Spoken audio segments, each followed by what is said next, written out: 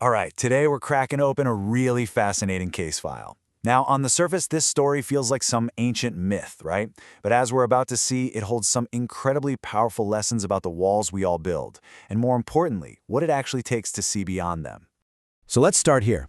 In a dense, ancient forest, a village lived in constant fear of the shifting nocturnal shadows.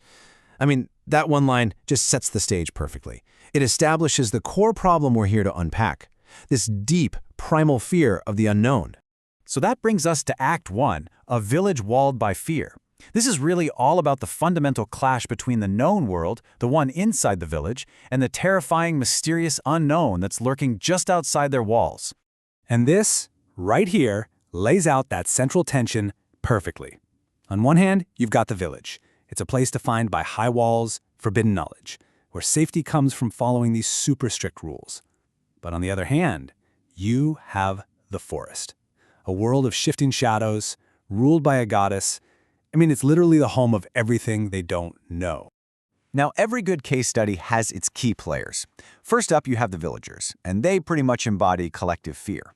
Then there's Diana, who represents this misunderstood wild force. And finally, we have Alara, a young girl who's about to become the single most important witness in this entire story.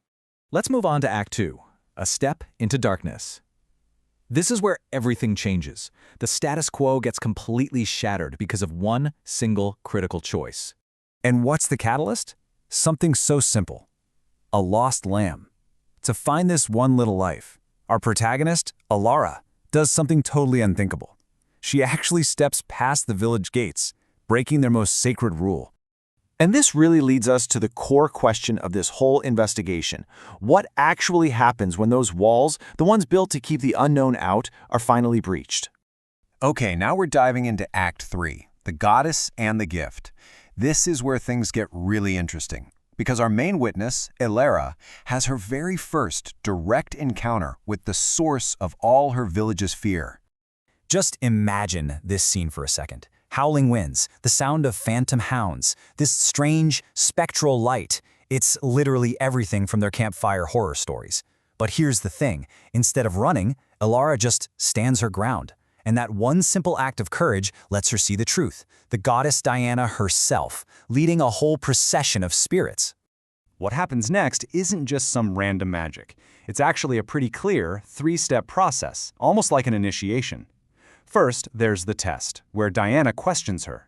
Then, the response, where Alara answers honestly, without fear.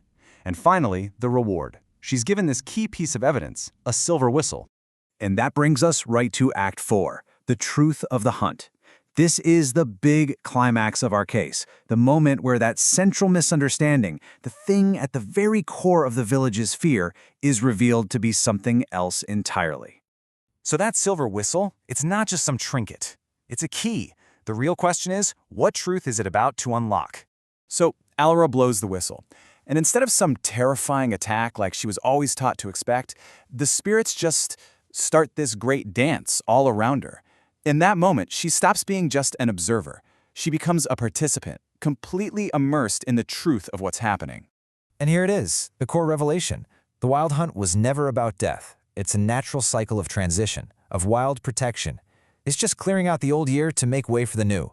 Those demons the villagers were so afraid of, turns out they were just forgotten souls, playing their part in this essential natural process. But, solving the mystery for one person doesn't mean the case is closed. Now we have to enter Act 5, the blindness of Dogma. This is where a brand new conflict pops up. The conflict between a newfound truth and old, stubborn beliefs. Right at the exact moment of Alara's breakthrough, who shows up? The village elders. And the source text is really specific here. They are blinded by their own doctrines. They don't see the beautiful dance that Alara sees.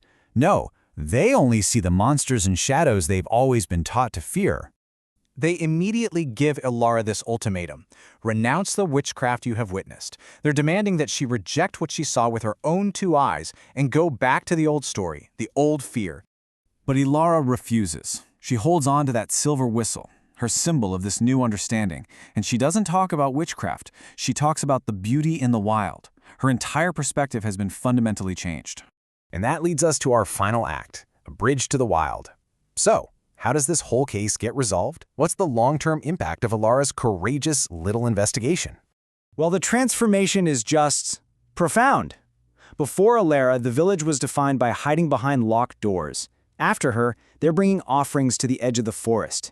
Fear is replaced by a quiet respect. And the walls that once divided them, they've now become a kind of bridge. Ultimately, Alara herself becomes that bridge between these two worlds. See, she doesn't destroy one to prove the other right. She just opens up a channel for communication. And fear, the root cause of this entire conflict, is finally replaced by understanding. And so, as we close this case file, I just want to leave you with one final thought. This story, really, it's a parable about confronting the unknown. Every single one of us, every community, we all have a forbidden forest, some idea, some subject that's just surrounded by fear. So the only question left to ask is, what's yours?